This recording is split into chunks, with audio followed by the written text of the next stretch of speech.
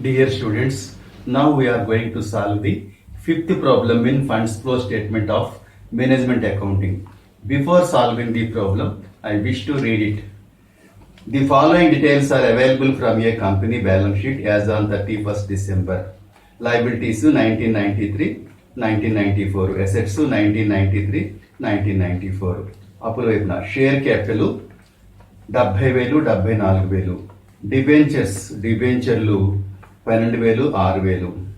Provision for doubtful debts 700, 800. Trade creditors వర్తక రుణదాతలు 10,400, 11,800. P&L account లాభనట్లు ఖాతా 10,000, 10,600. Asset side cash 9,000, 7,800. డెటార్స్ 14,000 రుణగ్రస్తులు అనమాట 14,900, 17,700. స్టాక్ 49,200, 42,700. ల్యాండ్ భూమి 20,000, 30,000. Good will 10,000, 5,000. Total 1,03,100, 1,03,200. You are given dividends paid during the year 94. 1994లో చెల్లించిన dividend 3,500. Land was purchased for ₹10,000. చూడండి, భూమి మన ప్రాబ్లంలో అసెట్ సైడ్ 20,000, 30,000 ఉంది. అంటే దాని అర్థం అదనంగా మనం 10,000 పెట్టి భూమిని కొన్నాం అనమాట. కొనుగోలు చేస్తే మన దగ్గర నుంచి క్యాష్ పోతుంది అనమాట. తర్వాత amount provided for amortisation of good will 5,000. మనకి గుడ్ విల్ రద్దు చేయడానికి 5,000 ఉపయోగించడం జరిగింది. Fade for debentures redemption ₹6,000. Liability side చూడండి, డిబెంచర్లు 12,000, 6,000 ఉంది. అంటే దాని అర్థం ఏంటి, 6,000 మనం అప్పు చెల్లించేసినట్టు లెక్క అనమాట. అప్పులు ఎప్పుడైతే తగ్గిపోయినాయో 12,000 ఉన్న అప్పు 6,000 అయిపోయింది. 1993లో మనకి డిబెంచర్ నిమిత్తం లైబిలిటీ ఎంత ఉందంటే 12,000 ఉంది. 94లో మనం ఏం చేసామంటే 6,000 పే చేసేసాం కాబట్టి క్యాష్ పోతుంది అనమాట. ఇప్పుడు let us start the problem. First ఎప్పుడు కూడా మనని ప్రిపేర్ ఫండ్స్ ఫ్లో స్టేట్మెంట్ అని చెప్తాడు. మనం మాత్రం ఈ 3 చేయవలసిందే. ఫస్ట్ ఏంటంటే statement showing changes in working capital, నిర్వహణ మూలధనంలో మార్పులు చూపు నివేదిక. ఫస్ట్ మనం ఇది తయారు చేసిన తర్వాత అడ్జస్టెడ్ P&L అకౌంట్ వేసి అప్పుడు మనం నిధుల ప్రవాహ నివేదికను తయారు చేసుకోవాలి. First particulars 1993, 1994 increase in working capital, నిర్వహణ మూలధనంలో పెరుగుదల. డిక్రీజ్ ఇన్ వర్కింగ్ క్యాపిటల్ అంటే నిర్వహణ మూలధనంలో తగ్గుదల. First Roman number 1 current assets 9,000, 7,800 అంటే తగ్గిపోయింది. 1,200 తగ్గిపోయింది కాబట్టి తగ్గుదలలో వేసుకున్నాం. డెటార్స్ రుణగ్రస్తులు 14,900, 17,700 ఇచ్చాడు. ఇది పెరిగింది కాబట్టి డిఫరెన్స్ పెరుగుదలలో ఇంక్రీజ్లో వేసాం 2,800. స్టాక్ సరుకు 49,200, 42,700. ఇది కూడా తగ్గిపోయింది కాబట్టి 6,500 మనం చేసామంటే తగ్గుదలలో వేసాం. టోటల్ చేసుకుంటాం 73,100, 68,200 వచ్చింది. టోటల్ కరెంట్ అసెట్స్ మొత్తం ప్రస్తుత ఆస్తులు ఏ. ఇప్పుడు రోమన్ నెంబర్ 2 కరెంట్ లైబిలిటీస్ ప్రస్తుత అప్పులు. Provision for bad debts doubtful debts సంశయాత్మక బాకీలక ఏర్పాటు 700, 800 అయింది. అంటే 100 పెరిగింది కాబట్టి తగ్గుదలలో 100 వేసేసాం. అలాగే ట్రేడ్ క్రెడిటార్స్ వర్తక రుణాలు 10,400, 11,800 అయింది. పెరిగింది కాబట్టి తగ్గుదలలో 1,400 వేసేసాం. వేసేసిన తర్వాత ఇంకేమీ లేవు మనకి, బిల్స్ పేబుల్ కానీ బ్యాంక్ ఓడి కానీ అలాంటి లైబిలిటీస్ ఏమీ లేవు కాబట్టి టోటల్ చేస్తే 11,100, 12,600 వచ్చింది. ఇప్పుడు రోమన్ నెంబర్ 3 వర్కింగ్ క్యాపిటల్ నిర్వహణ మూలధనం A-B. ఏ అంటే 73,100 నుంచి 13,100 తీసేయండి, 62,000 వచ్చింది. అలాగే 68,200 వచ్చి మనం ఏం చేస్తామంటే ఈ 12,600 లెస్ చేస్తే 55,600 వచ్చింది నిర్వహణ మూలధనం. A-B చేస్తే నిర్వహణ మూలధనం వర్కింగ్ క్యాపిటల్ ఎంత అంటే 62,000, ఇదేమో 55,600 వచ్చింది. ఇప్పుడు మనం ఏం చేస్తామంటే 62,000 ఎక్కువ కదా, అదే ఇక్కడ వేసుకుని ఈ రెంట్కి డిఫరెన్స్ ఇక్కడ 6,400 వచ్చింది. దాన్ని ఏమంటారంటే డిక్రీజ్ ఇన్ వర్కింగ్ క్యాపిటల్, నిర్వహణ మూలధనం తగ్గిపోయింది. చూడండి, 62,000 ఉన్నది 55,600 అయిపోయిందంటే 6,400 తగ్గిపోయింది అనమాట. ఇంతవరకు మన ప్రతి ప్రాబ్లంలో పెరుగుదల వచ్చింది కానీ లెక్కలో తగ్గుదల వచ్చింది. చూసారా, ఇప్పుడు తగ్గుదల కూడుకోండి 9,200 వచ్చింది, అదే ఇక్కడ వేసుకుంటాం. ఈ 9,200 నుంచి ఈ 2,800 డిడక్ట్ చేస్తే 6,400, సేమ్ ఆన్సర్ మనకు సరిపోతుంది అనమాట. ఇది ఏమంటారంటే మనకి డిక్రీజ్ ఇన్ వర్కింగ్ క్యాపిటల్, నిర్వహణ మొదల్లో తగ్గుదల వచ్చిందనమాట. ఇప్పుడు అడ్జస్టెడ్ P&L అకౌంట్ సర్దుబాటు అయిన లాభ నష్ట కథ తయారు చేసుకోవాలి. ఫస్ట్ ఇంట్లో మనం ఏం చేయాలంటే P&L అకౌంట్ ఓపెనింగ్ బ్యాలెన్స్ అంటే 93 తెలుసుకోవాలన్నమాట. బై బ్యాలెన్స్ డ్రాట్ డౌన్ తెచ్చిన నిల్వ లాంఛకత ప్రారంభ నిల్వ 10,000 డిటైల్ వేసుకుంటాం. ఇక్కడ ఇవ్వాల్సిన ఐటమ్స్ ఒకసారి మళ్ళీ చెప్తున్నాం చూడండి.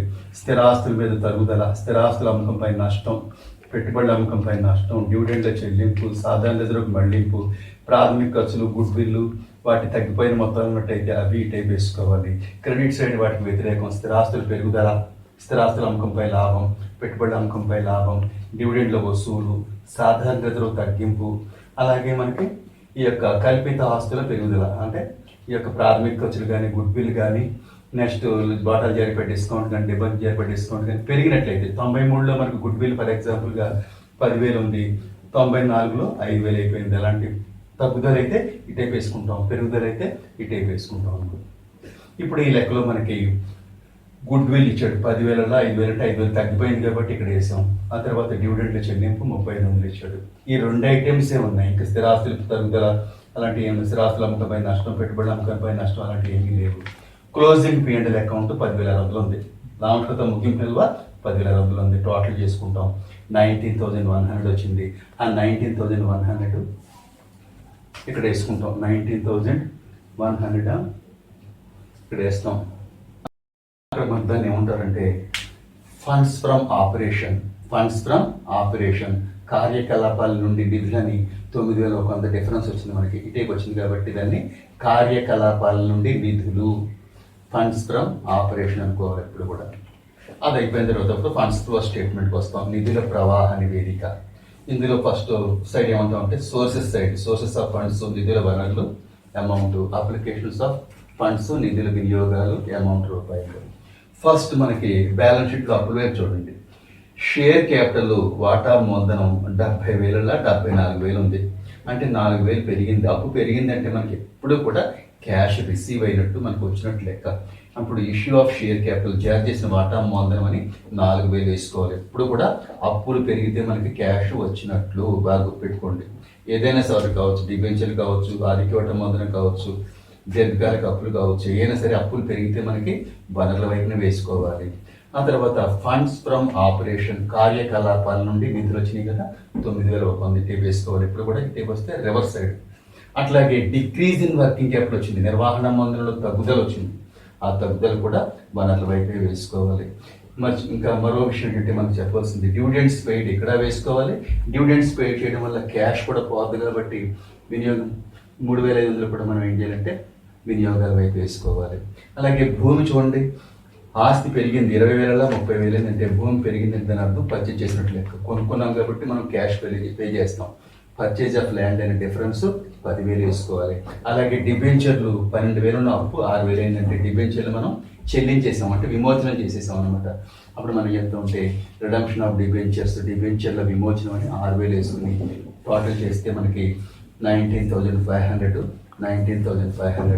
సరిగ్గా నిధుల ప్రవాహ నివేదిక tally అయిపోతుంది అనమాట. Dear students, now we are going to solve the 6th problem in funds flow statement of management accounting. Before starting the problem, I wish to read it. Following are the comparative balance sheets of XYZ Limited as on 31st December 1982 and 1983. Liabilities 1982-1983. అలాగే assets కూడా 1982-1983. Share capital వాటా మూలధనము 3,50,000 3,70,000 అంటే 70,000 పెరిగింది అంటే మనకి cash వచ్చినట్లు కాబట్టి దీన్ని ఏం చేయాలంటే సోర్సెస్ సైడ్ అంటే ఫండ్స్ ఫ్లో స్టేట్మెంట్లో ఫస్ట్ భాగంలో వేసుకోవాలి. P&L అకౌంట్ ఓపెనింగ్ బ్యాలెన్స్ లాంఛకత ప్రారంభ నిల్వేమో 50,400. ఎప్పుడు కూడా అడిషనల్ P&L అకౌంట్లో క్రెడిట్ సైడ్ చేసుకుంటాం దీన్ని. క్లోజింగ్ బ్యాలెన్స్ 52,800 ఇచ్చాడు, దాన్ని డెబిట్లో వేసుకుంటాం అడిషనల్ P&L అకౌంట్లో. 9% డిబెంచర్స్ 60,000 30,000 ఉంది. మనం తప్పు తగ్గిపోయింది కాబట్టి మనం పే చేసేసినట్టు కాబట్టి దీన్ని మనం డిఫరెన్స్ని ఎక్కడ వేసుకుంటామంటే వినియోగాల వైపు లేదా అప్లికేషన్ సైడ్ వేసుకోవాలి. క్రెడిటార్స్ రుణదాతలు 51,600 59,200 ఇది ఫస్ట్ స్టేట్మెంట్లో వస్తుంది. Total 5,12,000 5,12,000 liability side. ఇప్పుడు అసెట్స్ ల్యాండ్ 1,50,000 స్టాక్స్ సరుకు 2,46,000 2,13,500 goodwill 50,000 25,000 cash and bank balance 45,000, 39,000. Debtors రుణగ్రస్తులు 71,000, 84,500. ఇప్పుడు other particulars provided to you, ఇతర వివరాలు క్రింది విధంగా ఉన్నాయంట. Dividends declared and paid during the year 17,500. ఇది ఎప్పుడు కూడా ఎడిషన్ P&L అకౌంట్లో డెబిషన్ చేసుకోవాలి. రెండోది ఫండ్స్ ఫ్లో స్టేట్మెంట్లో అప్లికేషన్ సైడ్ అంటే వినియోగాల వైపు కూడా నమోదు చేసుకోవాలి. Land was రీవాల్యూడ్ during the year at rupees 1,50,000 and the profit on revaluation transfer to P&L account. చాలా ఇంపార్టెంట్ పాయింట్. ల్యాండ్ మనకి ఎంత ఉంది? ఫస్ట్ 1982లో 1 lakh ఉంది, 83లో 1,50,000 ఉందంటే ఈ 50,000 వాల్యూ పెరిగింది అనమాట. అంతేగాని అడిషనల్గా మనం ల్యాండ్ పర్చేజ్ చేయలేదు, పెరిగింది కాబట్టి లాభం. ₹1,00,000 కొంటే మనం ఏడాది దాని వాల్యూ నెక్స్ట్ ఇయర్ ఎంత అయిపోయిందంటే 1,50,000 అయిపోయిందంటే మనకి 50,000 పెరిగింది కాబట్టి అది మనకి ప్రాఫిట్ కాబట్టి దాన్ని ఎడిషన్ P&L అకౌంట్లో డిఫరెన్స్ని క్రెడిట్ సైడ్ వేసుకోవాలి, మర్చిపోకండి. Profit on revaluation of land అంటే భూమి పునర్మూల్యాంకనం వల్ల వచ్చిన లాభం అనమాట. You are required to prepare funds flow statement for the year ended 31st December 1983. Let us start the problem. ఎప్పట్లాగే statement showing changes in working capital, నిర్వహణ మూలధనంలో మార్పులు చూపు నివేదికను తయారు చేసుకుంటాం. Particulars 1982, 1983. Increase in working capital, నిర్వహణ మూలధన పెరుగుదల. డిక్రీజ్ ఇన్ వర్కింగ్ క్యాపిటల్, నిర్వహణ మూలధనంలో తగ్గుదల. First Roman number 1 current assets, ప్రస్తుత ఆస్తులు. ఇందులో క్యాష్ అండ్ బ్యాంక్ బ్యాలెన్స్ 45,000, 39,000 ఇచ్చాడు. డిఫరెన్స్ తగ్గిపోయింది కాబట్టి తగ్గుదలలో 6,000 వేసాం. డెటార్స్ రుణగ్రస్తులు 71,000, 84,500. డిఫరెన్స్ మనకు పెరిగింది కాబట్టి పెరుగుదలలో 13,500 వేసుకున్నాం. స్టాక్ సరుకు 2,46,000, 2,13,500 అయిపోయిందంటే తగ్గిపోయింది కాబట్టి 32,500 తగ్గుదలలో వేసుకున్నాం. ఈ మూడే కరెంట్ అసెట్స్. టోటల్ చేస్తే 3,62,000, 3,37,000 వచ్చింది. Total current assets. మొత్తం ప్రస్తుత ఆస్తులు బ్రాకెట్లో క్యాపిటల్ ఏ. ఇప్పుడు కరెంట్ లయబిలిటీస్, ప్రస్తుతప్పులు. ఇందులో వర్తక రుణాతులు ఒకటే ఉంది మనకి 51,600, 59,200. అదే టోటల్ అవుతుంది మనకి 51,600, 59,200. Total current liabilities. మొత్తం ప్రస్తుతప్పులు బి అవుతుంది.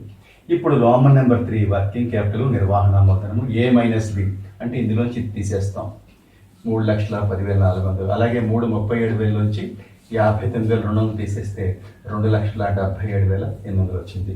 అంటే గత సంవత్సరం మనకి 3,10,400 ఉంటే ఈ సంవత్సరం ఎంత అయింది? 2,77,800 అయిపోయిందంటే తగ్గిపోయింది. అంచేత మనం ఏం చేయాలంటే ఈ టోటలే ముందు ఇక్కడ వేసుకుంటాం, దాన్ని ఇక్కడ తీసుకొస్తాం. ఈ రెంట్కి డిఫరెన్స్ 32,600 ఏమైందంటే డిక్రీజ్ ఇన్ వర్కింగ్ క్యాపిటల్, నిర్వహణ మూలధనంలో తగ్గుదల 32,600 వేసుకుంటాం. అప్పుడు ముందు మనం ఏం చేస్తారంటే తగ్గుదలను కలపండి, ఇది కలపండి. 46,100 వచ్చింది, అది ఇక్కడ వేసుకోండి. ఈ 46,100 లోంచి ఈ 13,500 డిడక్ట్ చేస్తే సేమ్ 32,600 నిర్వహణ మూలధనంలో తగ్గుదల వచ్చేసింది. Decrease in working capital. Total అనేది సరిపోతుంది. అడ్జస్టెడ్ P&L అకౌంట్, సర్దుబాటు అయిన లాభ నష్టాల ఖాతా.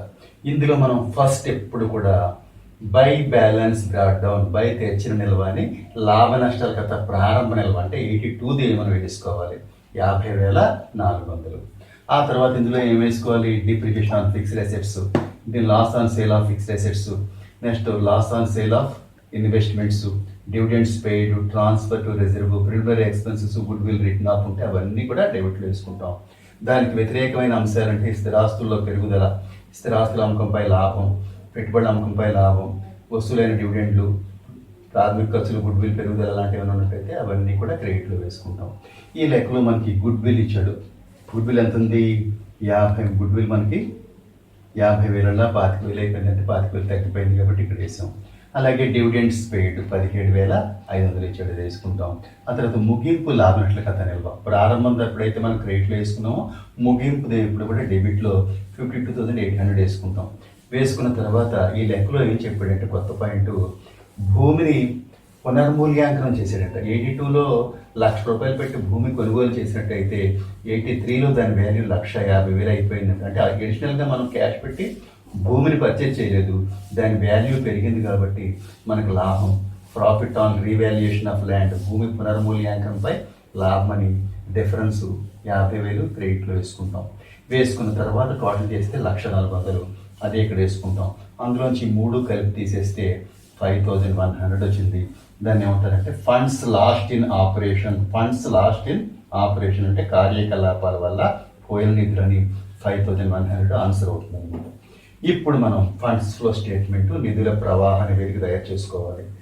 ఇందులో ఫస్ట్ అప్పులో చూడండి, షేర్ క్యాపిటల్ మనకి 3,50,000 ఉంటే 3,50,000 ఏంటంటే అప్పు పెరిగింది కాబట్టి ఇష్యూ ఆఫ్ షేర్ క్యాపిటల్ అని డిఫరెన్స్ 20,000 వేసుకోవాలి. ఎప్పుడైనా సరే ఏ అప్పులు పెరిగినా సరే, అంటే ప్రస్తుత అప్పులు కాకుండా మిగతా అంటే డిబెంచర్లు కానీ, ఆది ఇవ్వటం మొదలం కానీ, ఈక్విటీ ఇవ్వటం మొదలం కానీ పెరిగినట్లయితే డిఫరెన్స్ మనం ఏం చెప్తారంటే వనరుల వైపు వేసుకోవాలి, సోర్సెస్ సైడ్. ఆ తర్వాత డిక్రీజ్ ఇన్ వర్కింగ్ క్యాపిటల్ వచ్చింది మనకి ఇక్కడ 32,600. అది కూడా మనం ఈ వనరుల వైపే సోర్సెస్ సైడే వేసుకుంటాం. ఆ తర్వాత మర్చిపోకుండా డివిడెండ్స్ పెయిడ్, చెల్లించిన డివిడెంట్లు 17,500. డివిడెండ్స్ ఎప్పుడు కూడా అడ్జస్టెడ్ పెండల్ అకౌంట్ ఎఫిషియెంట్ వేసుకోవాలి. ఇక్కడ మనం నిధుల ప్రవాహాన్ని వెనుకలో క్యాష్ పోతుంది కాబట్టి మనం వాటిని అప్లికేషన్ సైడ్ కూడా చూపించాలి. రిడమ్షన్ ఆఫ్ డిబెంచర్స్ చూడండి, డిబెంచర్లు మనకి 60,000 ఉన్న డిబెంచర్లు 30,000 అయిపోయినట్టే అప్పు చెల్లించేసాం క్యాష్ పోతుంది కాబట్టి డిబెంచర్ల విమోచనం, రిడమ్షన్ ఆఫ్ డిబెంచర్స్ చేసుకుంటాం. ఆ తర్వాత ఫండ్స్ లాస్ట్ ఇన్ ఆపరేషన్ వచ్చింది కదా 5,000 కొంత, అది కూడా మనం ఈ యొక్క మన అప్లికేషన్ సైడ్ చూపించాలి. ఒకవేళ ఫండ్స్ ఫ్రమ్ ఆపరేషన్ ఇటేపు వస్తే కనుక మనం ఇటేపు చూపించాం గత లెక్కలో, కానీ ఇక్కడ ఇటువైపు వచ్చింది కాబట్టి డెబిషన్ ఇస్తుంది కాబట్టి మనం ఏం చేయాలంటే ఈ యొక్క అప్లికేషన్ సైడ్ చూపించాలి. ఫండ్స్ లాస్ట్ ఇన్ ఆపరేషన్ కార్యకలాపాల వల్ల పోయిన నిధులని 5,000 పొందేస్తే అప్పుడు టోటల్ చేసుకుంటే రెండు వైపులా 52,600, రెండు వైపులో కూడా 52,600తో ఈ ఫండ్స్ ఫ్లో స్టేట్మెంట్ తయారీ అయిపోయింది అన్నమాట. So problem is over. Thank you.